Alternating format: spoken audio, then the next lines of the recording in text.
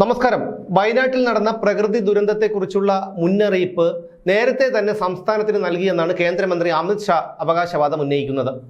എന്നാൽ മുഖ്യമന്ത്രി പിണറായി വിജയൻ പറയുന്നത് കേന്ദ്രം ഒരു ജാഗ്രതാ നിർദ്ദേശം മാത്രമാണ് നൽകിയിരുന്നതെന്നും റെഡ് അലർട്ട് നൽകിയില്ല എന്നുമാണ്. റെഡ് അലർട്ട് നൽകിയത് ഈ ദുരന്തമുണ്ടായതിൻ്റെ അന്ന് രാവിലെ 6 മണിയോടെയാണെന്നാണ് പിണറായി വിജയൻ പറയുന്നത്. ഈ രണ്ടുപേരുടെയും മുൻ നിലപാടുകൾ പരിശോധിച്ചാൽ അറിയാം ആരാണ് സത്യം പറയുന്നതെന്നും ആരാണ് അസത്യം പറയുന്നതെന്നും. എന്തായാലും നമുക്കറിയില്ല ഇതിൽ ആരാണ് കള്ളം പറയുന്നത്, ആരാണ് സത്യം പറയുന്നത് എന്നും. ഒരു കാര്യം വ്യക്തമാണ്, ഓരോ ദുരന്തങ്ങളും നമ്മുടെ സംസ്ഥാന സർക്കാരിന് ചാകരയായിരുന്നു, ആഘോഷമായിരുന്നു. ഓരോ ദുരന്തങ്ങൾക്ക് ശേഷവും നമ്മുടെ മുഖ്യമന്ത്രി വന്നിരുന്നുണ്ട്, പറയും, സമൂഹ മാധ്യമങ്ങളിലൂടെ അല്ലെങ്കിൽ ചാനലുകളിലൂടി പറയും മുഖ്യമന്ത്രിയുടെ ദുരിതാശ്വാസ നിധിയിലേക്ക് സംഭാവന ചെയ്യുക. അങ്ങനെ ഒരുപാട് സംഭാവനകൾ കിട്ടി. ഈ സംഭാവനകൾ വകമാറ്റി ചെലവഴിച്ച കാര്യങ്ങളൊക്കെ എല്ലാവർക്കും അറിയാവുന്നതാണ്. പിന്നെ എന്താണ്, CPM-കാരും DYFI-കാരും ഒക്കെ ബക്കറ്റും എടുത്തുകൊണ്ട് ഇറങ്ങുന്ന ഒരു പതിവുണ്ടായിരുന്നു മുമ്പ്. അതിപ്പോൾ ഇനിയിപ്പോൾ തുടങ്ങാൻ പോകുന്നതേ ഉള്ളൂ. കോവിഡ് കാലത്തൊക്കെ കോവിഡിൻ്റെ തുടക്കം, കോവിഡ് എന്താണെന്ന് പോലും അറിയുന്നതിന് മുമ്പ് തന്നെ ഇവിടെ പിരിവ് തുടങ്ങി. കാരണം ഇറ്റലിയിലോ മറ്റോ ആണെന്ന് തോന്നുന്നു കോവിഡ് ആദ്യമായിട്ട് റിപ്പോർട്ട് ചെയ്തത്. അപ്പോൾ തന്നെ ഇവിടെ പിരിവ് തുടങ്ങി. DYFI-കാരും CPM-കാരും ഒക്കെ പിരിവ് തുടങ്ങി കഴിഞ്ഞിരുന്നു. പിന്നീട് അത് പോയി. അപ്പോൾ അതുപോലെ ഇതിൽ ആരാണ് സത്യം പറയുന്നത്, ആരാണ് കള്ളം പറയുന്നത് എന്നൊന്നും നമുക്കറിയില്ല. പക്ഷേ ഒരു കാര്യം ഞാൻ ഈ പറഞ്ഞതുപോലെ വ്യക്തമാണ്, ഓരോ ദുരന്തം വരാൻ വേണ്ടി ഓരോ വർഷവും നമ്മൾ ഈ ഓണം വരും, അതുപോലെ പെരുന്നാളും ഈസ്റ്ററും ക്രിസ്മസും വരുന്നത് പോലെ നമ്മൾ കാത്തിരിക്കൂലേ, അതുപോലെ ദുരന്തങ്ങൾ വരാൻ കാത്തിരിക്കുകയായിരുന്നു നമ്മുടെ സംസ്ഥാന സർക്കാരും മുഖ്യമന്ത്രിയും എന്ന് നമുക്ക് തോന്നിപ്പോകുന്ന തരത്തിലാണ് അവരുടെ പെരുമാറ്റങ്ങളും നിലപാടുകളും അവരുടെ ചില ചേഷ്ടകളും ഒക്കെ കാണുമ്പോൾ തോന്നുന്നത്. അമിത്ഷാ പറയുന്നത് കേരളത്തിന്റെ പശ്ചിമ പ്രദേശത്ത് പതിവിലേറെ മഴയുണ്ടാകുമെന്ന് കഴിഞ്ഞ 18-ാം തീയതി തന്നെ മുന്നറിയിപ്പ് നൽകിയെന്നാണ്. 20 സെന്റിമീറ്ററിന് മുകളിലുള്ള അതിശക്തമായ മഴയുണ്ടാകുമെന്ന മുന്നറിയിപ്പ് 25-ാം തീയതി നൽകിയെന്നും അമിത്ഷാ പറയുന്നുണ്ട്. 23-ന് തന്നെ 8 NDRF സംഘങ്ങളെ കേരളത്തിലേക്ക് അയക്കുകയും ചെയ്തിട്ടുണ്ടെന്നും ലോക്സഭയിലും രാജ്യസഭയിലും അമിത്ഷാ വാദം ഉന്നയിക്കുന്നുണ്ട്. കാലാവസ്ഥാ മുന്നറിയിപ്പ് നൽകേണ്ടത് കേന്ദ്രത്തിന്റെ കടമയാണെങ്കിൽ ഈ സൂചനകൾക്കനുസരിച്ച് അതിന്റെ കാര്യങ്ങളൊക്കെ ഇടപെടേണ്ടത് സംസ്ഥാനങ്ങളാണ്. ഒഡീഷയിലും ഗുജറാത്തിലുമൊക്കെ ചുഴലിക്കാറ്റ് വീശിയപ്പോൾ വലിയ അപകടങ്ങളൊന്നും ഉണ്ടാകാതിരുന്നത് സംസ്ഥാനങ്ങളുടെ ഈ ഇടപെടൽ കൊണ്ടാണ്. അതായത് കേന്ദ്രം നൽകിയ ജാഗ്രതാ മുന്നറിയിപ്പിനെ അതേ ഗൗരവത്തോടുകൂടി എടുത്തതുകൊണ്ടാണ് ഗുജറാത്തിലും ഒഡീഷയിലുമൊക്കെ ചുഴലിക്കാറ്റ് വീശിയപ്പോൾ അപകടമുണ്ടാകാതിരുന്നത് എന്നാണ് അമിത്ഷാ പറയുന്നത്. അപകടമുണ്ടായ പ്രദേശത്തെക്കുറിച്ച് ഡൽഹി IIT 6 വർഷം മുൻപ് റിപ്പോർട്ട് നൽകിയിരുന്നത്രേ.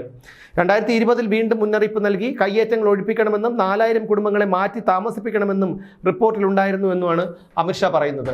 എന്നാൽ പിണറായി വിജയൻ പറയുന്നത് ഇതിൽ നിന്നെല്ലാം വ്യത്യസ്തമായിട്ടുള്ള കാര്യങ്ങളാണ്. 115 മുതൽ 204 മില്ലിമീറ്റർ മഴ വരെ പെയ്യുമെന്നായിരുന്നു കേന്ദ്ര കാലാവസ്ഥാ വകുപ്പിന്റെ അറിയിപ്പെന്നും, എന്നാൽ 48 മണിക്കൂറിനുള്ളിൽ 572 മില്ലിമീറ്റർ മഴ പെയ്തെന്നും, ദുരന്തത്തിന് മുമ്പ് ഒരു തവണ പോലും റെഡ് അലർട്ട് നൽകിയില്ലെന്നും, അപകടത്തിന് ശേഷം രാവിലെ 6 മണിയോടെയാണ് ഈ റെഡ് അലർട്ട് കേന്ദ്രം നൽകിയത് എന്നുമാണ് പിണറായി വിജയൻ ഇപ്പോൾ പറയുന്നത്. പിന്നെ അദ്ദേഹം പറയുന്നത് ഇങ്ങനെയാണ്, ജിയോളജിക്കൽ സർവേ ഓഫ് ഇന്ത്യ മണ്ണിടിച്ചിൽ സാധ്യത സംബന്ധിച്ച് 29-ാം തീയതി നൽകിയ മുന്നറിയിപ്പിൽ 30-നും 31-നും പച്ച അലർട്ടാണ്. ചെറിയ മണ്ണിടിച്ചിലിൽ ഉരുൾപൊട്ടലിനുള്ള സാധ്യത ഉണ്ട് എന്നാണ് അർത്ഥം. കേന്ദ്ര ജല കമ്മീഷൻ ജൂലൈ 23 മുതൽ 29 വരെ ഒരു ദിവസം പോലും ഇരുവഴിഞ്ഞി പുഴയിലോ ചാലിയാറിലോ പ്രളയ മുന്നറിയിപ്പ് നൽകിയില്ല. NDRF-നെ അയച്ചത് കേരളം മുൻകൂട്ടി ആവശ്യപ്പെട്ടതിൻ്റെ അടിസ്ഥാനത്തിലാണ്. ഇതെല്ലാമാണ് വസ്തുതയെന്നാണ് പിണറായി വിജയൻ പറയുന്നത്. മാത്രമല്ല, ഇത് കുറ്റപ്പെടുത്താൻ പറയുന്നതല്ലെന്നും നമ്മളാണ് ഭയങ്കര കേമന്മാർ എന്ന് പറയുമ്പോൾ ഇങ്ങനെയൊരു സംഭവം അവർക്ക് പറ്റിയിട്ടുണ്ടെന്ന് മനസ്സിലാക്കാൻ വേണ്ടിയുമാണ് തങ്ങൾ ഇത് പറയുന്നതെന്നുമാണ് പിണറായി വിജയൻ ഈ ഇന്നലെ തിരുവനന്തപുരത്ത് നടത്തിയ പത്രസമ്മേളനത്തിൽ പറയുന്നത്. അപ്പോൾ ഞാൻ പറഞ്ഞു വന്നത്, കേന്ദ്രം ഒരു മുന്നറിയിപ്പ് കൊടുക്കണമെങ്കിൽ അതിന് കൃത്യമായിട്ടുള്ള ഇതുപോലൊരു ദുരന്തം ഉണ്ടാകുമെന്നുള്ളൊരു സാധ്യത മുൻകൂട്ടി കണ്ടതുകൊണ്ടാണല്ലോ അവരങ്ങനെ ഒരു മുന്നറിയിപ്പ് കൊടുത്തത്. അപ്പോൾ അതിനെതിരെ എന്ത് മുൻകരുതലാണ് കേരളം എടുത്തത് എന്നറിയാൻ വേണ്ടി ഒരു ആഗ്രഹമുണ്ട് കേരളത്തിലെ ജനങ്ങൾക്ക്.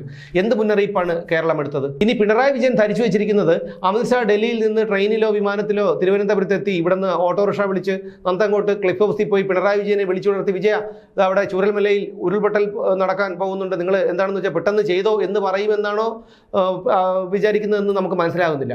ഇനി കേന്ദ്ര മുന്നറിയിപ്പ് കൊടുത്തിട്ടുണ്ടെങ്കിൽ അതിന് വ്യക്തമായിട്ടുള്ള ഒരു രേഖ ഉണ്ടാകുമല്ലോ, അത് പുറത്തുവിടാൻ അമിത്ഷാ ബാധ്യസ്ഥനാണ്. അത് പുറത്ത് വിടുമ്പോൾ ഈ സംശയം അങ്ങ് മാറിക്കിട്ടും, ജനങ്ങൾക്കുള്ള സംശയം മാറിക്കിട്ടും. ഇപ്പം അമിത്ഷാ പൂർണ്ണമായും സത്യം ആണ് പറയുന്നതെന്നും കേരളത്തിലെ ജനങ്ങൾക്ക് മനസ്സിലാക്കാൻ കഴിയില്ല. കാരണം എല്ലാ വിഷയങ്ങളെയും കാണുന്നത് രാഷ്ട്രീയത്തിൻ്റെ കണ്ണോടുകൂടിയാണ്. അപ്പോൾ അതുകൊണ്ട് ആരാണ് ഈ നുണ പറയുന്നത്, ആരാണ് സത്യം പറയുന്നതെന്നും നമുക്കറിയില്ല. അതുകൊണ്ട് തന്നെ കേരളത്തിന് മുന്നറിയിപ്പ് കേന്ദ്രം നൽകിയിട്ടുണ്ടെങ്കിൽ, അമിത്ഷാ രാജ്യസഭയിലും ലോക്സഭയിലും ഇതേ വാദം ഉന്നയിച്ചിട്ടുണ്ടെങ്കിൽ അതിൻ്റെ രേഖകൾ മാധ്യമങ്ങൾക്ക് മുന്നിൽ പ്രദർശിപ്പിക്കാനും അത് പുറത്തുവിടാനും അമിത്ഷായ്ക്കും കേന്ദ്ര സർക്കാരിനും ബാധ്യതയുണ്ട്. ഇനി അതല്ല, കാരണം പിണറായി വിജയൻ എപ്പോഴും ഒരു സംശയമുനയിൽ നിൽക്കുന്ന ഒരാളാണ്. കേരളത്തിലെ എല്ലാ ജനങ്ങളും, അതായത് അന്തം കമ്മികൾ പോലും പിണറായി വിജയനെ നിർത്തിയിരിക്കുന്നത് സംശയമുനയിലാണ്. കാരണം നാക്കെടുത്താൽ അദ്ദേഹം സത്യം പറഞ്ഞ ചരിത്രം എനിക്ക് ഓർമ്മയില്ല. കാരണം എന്ത് പറഞ്ഞു കഴിഞ്ഞാലും അദ്ദേഹം നുണയെ പറയുള്ളൂ. നവകേരള സർക്കിട്ട് നടന്നപ്പോൾ പോലും ചെടിച്ചട്ടിയും ഹെൽമറ്റും കൊണ്ട് അന്തം കമ്മികൾ ഈ യൂത്ത് കോൺഗ്രസ്സുകാരുടെ തലയടിച്ച് പൊട്ടിച്ചപ്പോൾ ഫ്രണ്ടിൽ അതിൻ്റെ ബസ്സിൻ്റെ മുമ്പിൽ, നവകേരള സർക്കിട്ട് ബസ്സിൻ്റെ മുമ്പിൽ ഈ അന്തോണീസ് പുണ്യാളനെ പള്ളിപ്പെരുന്നാളിന് എഴുന്നള്ളിക്കുന്നത് പോലെ ഇരുന്ന പിണറായി വിജയൻ ഇത് കണ്ടില്ല എന്ന് പറഞ്ഞു. അദ്ദേഹം പറയുന്നത്, ഞാൻ കണ്ടത് ഒരാൾ ബസ്സിൻ്റെ മുമ്പിലേക്ക് ചാടാൻ പോയ ഒരാളെ ചിലർ ചേർന്ന് പിടിച്ചു മാറ്റുന്നതാണ്, അതൊരു രക്ഷാപ്രവർത്തനമാണെന്നാണ് പിണറായി വിജയൻ പറഞ്ഞത്. അതുപോലെ നുണ പറയാൻ ഒരു ഉളുപ്പില്ലാത്തൊരു വ്യക്തിയാണ്, ഒരു രാഷ്ട്രീയ നേതാവാണ് പിണറായി വിജയൻ. അത് നിയമസഭയിലായിരുന്നാലും മാധ്യമങ്ങളുടെ മുന്നിലായിരുന്നാലും പൊതുവേദിയിലായിരുന്നാലും. മാസപ്പടി കേസിനെ കുറിച്ചൊക്കെ മാത്യു കുഴൽനാടൻ നിയമസഭയിൽ സംസാരിച്ചപ്പോൾ അതൊക്കെ ഈ കൈകൾ ശുദ്ധമാണ് എന്നൊക്കെ പറഞ്ഞ് വളരെ വികാരധനനായി ഒരു അഭിനയമൊക്കെ കാണിച്ചുകൊണ്ട് ഇരുന്ന ഒരാളാണ്. അപ്പോൾ അത് കാണുമ്പോൾ നമ്മളിൽ പലർക്കും തോന്നും, ഇതിപ്പോൾ മാത്യു കുഴൽനാടൻ കള്ളം പറയുന്നതായിരിക്കും, രാഷ്ട്രീയ ആരോപണമായിരിക്കും എന്നൊക്കെ നമുക്ക് തന്നെ തോന്നിപ്പോകുന്ന ചില സന്ദർഭങ്ങൾ ഉണ്ടായിട്ടുണ്ട്.